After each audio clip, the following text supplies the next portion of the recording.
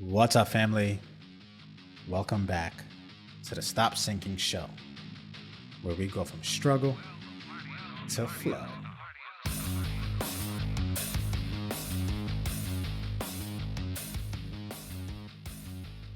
What is desirable difficulty? Who in their right mind would desire difficulty? I thought we were only supposed to desire ease, manifest through ease, attract. And while some of that might be true, without difficulty, very few things leave a mark worth remembering. Quite literally, your memory forgets most of mundane life. It's why people can't remember what they had for breakfast. But they can vividly tell you exactly where they were standing, what they were doing, the smell and sensations in the air during a traumatic event. Your memory literally requires and relies on heightened states to lock things in. It's why your zone of genius is found just in the outskirts of your capabilities. Right when you are pushing past your own edges and limits of your understanding, that's where you discover something new. By definition, nothing old can be discovered. Only the new can. And for the new, you must go into territories that bring unpredictability, instability, and dare I say it, difficulty. Because anything new and novel feels difficult to your being.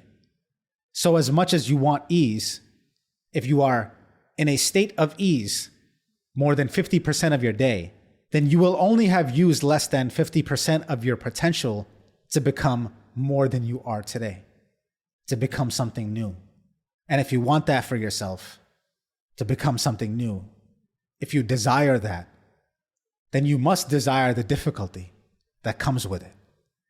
And I literally mean desire, like actually want it. Because you're not going to force yourself into something that you don't truly want. So if you desire the growth, desire the difficulty that comes with it. Because growth literally requires strain, pushing past your limits. Your body does not grow without constantly trying to recruit all your motor units to a specific purpose under enough mechanical tension. Without the tension, without the recruitment of all of your might, there is very little growth to be had.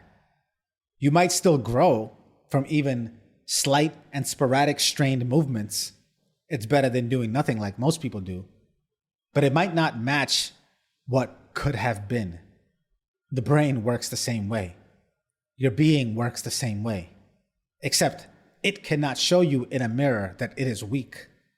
It cannot rumble like your stomach and propose that it is empty.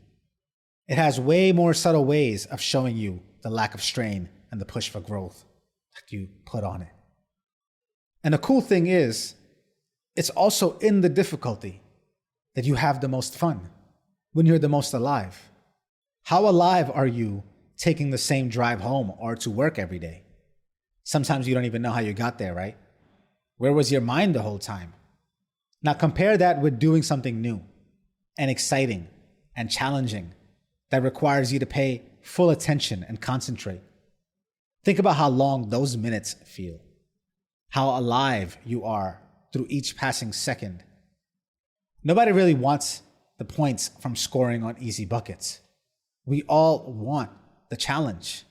And if you're winning at what you are trying to do more than 70% of the time, then you are not trying hard enough or finding adequate challenges to push you towards failure. You need some failure. I got this title and the idea of talking about this topic from a chapter in The Atlas of the Heart, a Brené Brown book. She starts off with a quote from Adam Grant that reads, "I need time for my confusion. Confusion can be a cue that there's a new territory to be explored or a fresh puzzle to be solved." She then goes on to talk about this concept of optimal confusion, how confusion, like many uncomfortable things in life, are vital for learning. That to be effective, learning needs to be effortful. The key is desirable difficulty. And this isn't just about things or achievements either. It's the same idea that shows up in our relationships if we want to foster those in the direction of growth as well. We are not designed to stagnate. Nothing frustrates or leads to extinction faster than stagnation. The thing is, we desire difficulty from everyone in our life. We just don't want to admit and expect it from ourselves too. Being vulnerable, for example, which is one of the most difficult things to do, is the first thing we look for in other people. But it's also the last thing we want to show them about ourselves. We are drawn to authentic, imperfect people, but are scared to let people see who we really are. I want to experience your vulnerability, this says, but I don't want to be vulnerable myself. It's almost like we fight the thing inside of us and then yearn and crave it from the outside. And listen, I get it. Difficulty is almost a default setting. Most things about just existing is difficult. I don't blame you for wanting ease.